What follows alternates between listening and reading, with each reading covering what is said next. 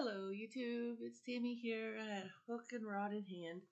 I went on a little bit of a small shopping spree yesterday at my local Michael's, and I thought I would share the yarn I purchased. First one I'm going to show you I have never used before, and I will tell you after I tell you a little bit about it why I purchased it.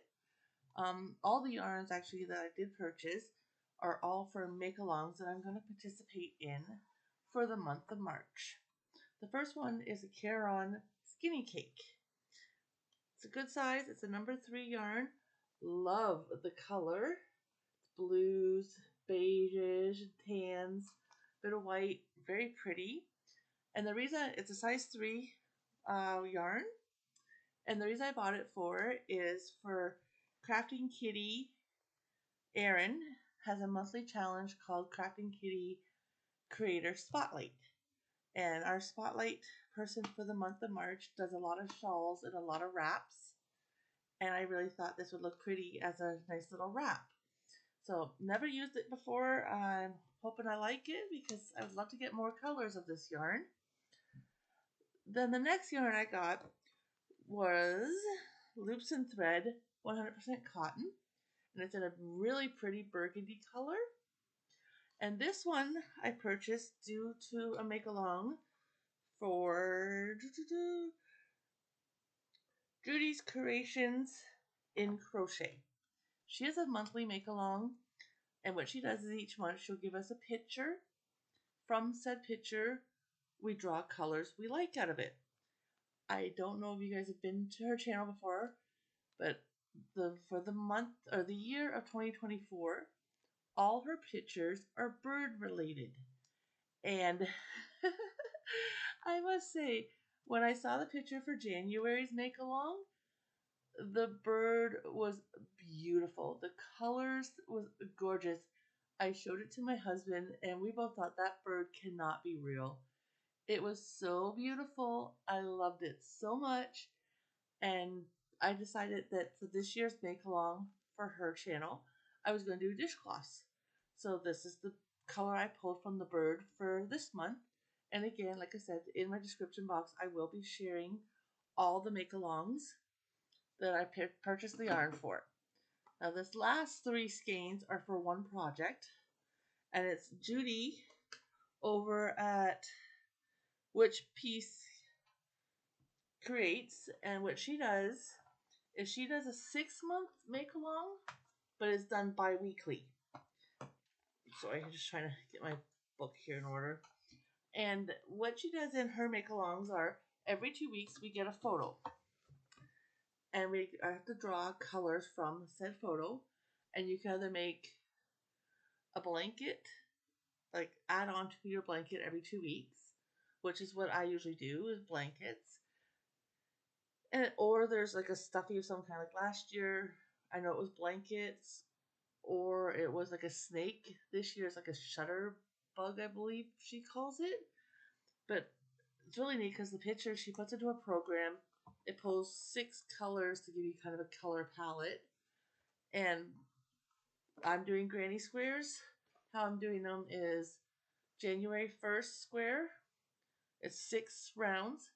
And then the final round, like round 7, I am doing it with a trim of the soft classic loops and thread in an off-white. And then once I get 4 of them joined, because I'm joining as I go, then I'm going to start my next strip of 4 squares, which will be, so the first stripe, or first strip, sorry, will be January 1st, 15th, February 1st, and 15th photos. And I'm about to start strip number 2 for March 1st photos, the color for the photo. And this one has variegated in it. I've got the loop and threads, soft and silky. It reminds me of the Caron Simply Soft yarn. I don't know if it is a replacement for the Caron Simply Soft, but that's what it reminds me of, and it's really silky feeling. It's a worsted weight yarn. I got this one. It's got different shades of blue, like a tealy blue colors. And then there is also ones that got purples and grays and a very light lilac in it. And I haven't decided how many rows of each color I'm going to use to make the 6 rounds of my granny square. I'm thinking this blue one is only going to be 2 rounds to start with, and then I'm going to do 4 rounds in this purple because I really, really like the blue, and I have a nice gray that would go with it in my stash. And I think I'm going to double dip with this yarn and also use it in Things We're Making Thursday bag. I think I'm going to make my bag this month out of this really pretty variegated blue. Now, after we were done, my husband and I were done shopping at Michael's, we had to stop by our local Walmart, pick up a few items for the house and stuff that we needed, and I picked up a new pillow. Now you're going to say, pillow? Why a pillow? It's a normal bed-size pillow, nice and squishy, full, very, very full of stuffing, and that's what I bought it for, was stuffing.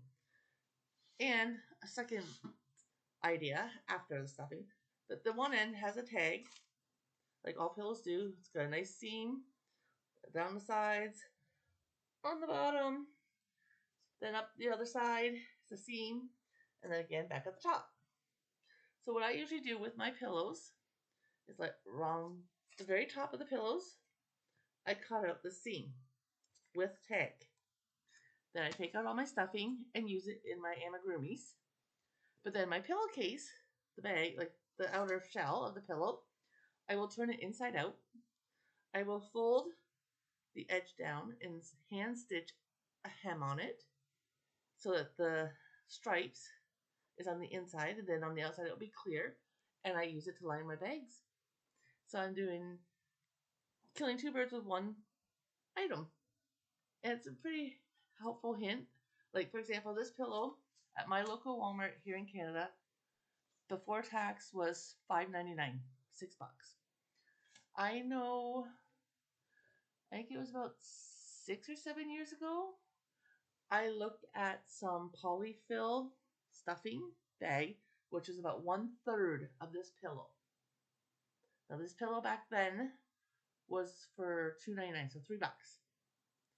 For 1/3 of the amount of stuffing that's in this pillow was the polyfill stuffing for $19.99.